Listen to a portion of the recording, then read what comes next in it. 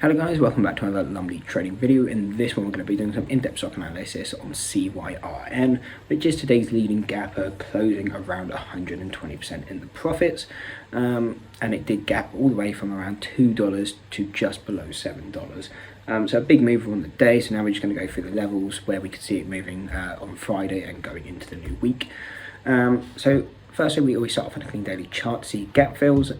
We like these gap fills just because they tend to give us good levels. And one thing you'll see today is really one of the key gap fills is 472.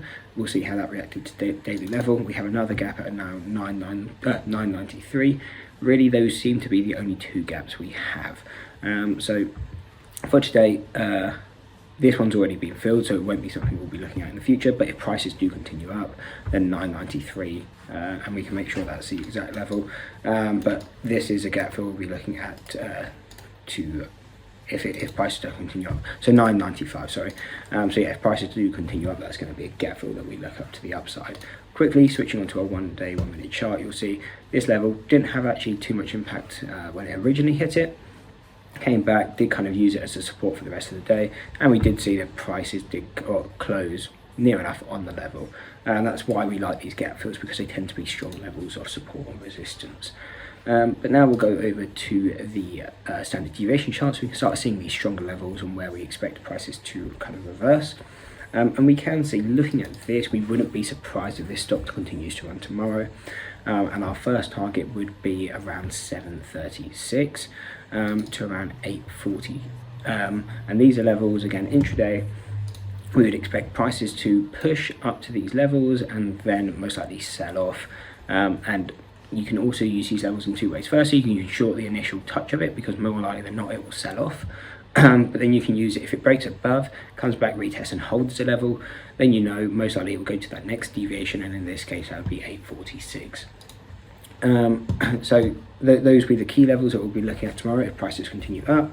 Then you've also got the $10 psychological resistance matched with the gap fill.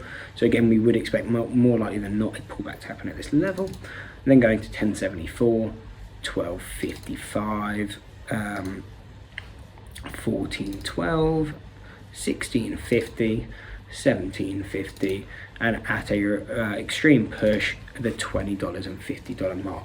So on the upside, these are going to be all the levels that we're looking at, where we would expect the stock to at least pull back, if not then reverse back to its lower level.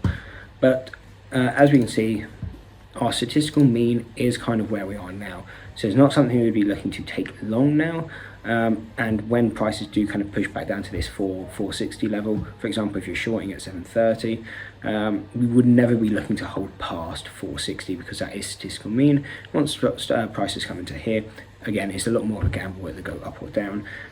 So that's usually when we look at to get out of the trade at the latest possible point. But either way, these are going to be the levels we're looking at. Again, depending on how you trade, you'll use these levels differently. If you're looking to short the initial touch, that's one way you can trade them. You can be using these levels as support. If it breaks a level, comes back, retests, and then pushes higher. Or if you're investing, you're looking just to cut size, these could usually be used as good levels to be cutting size at.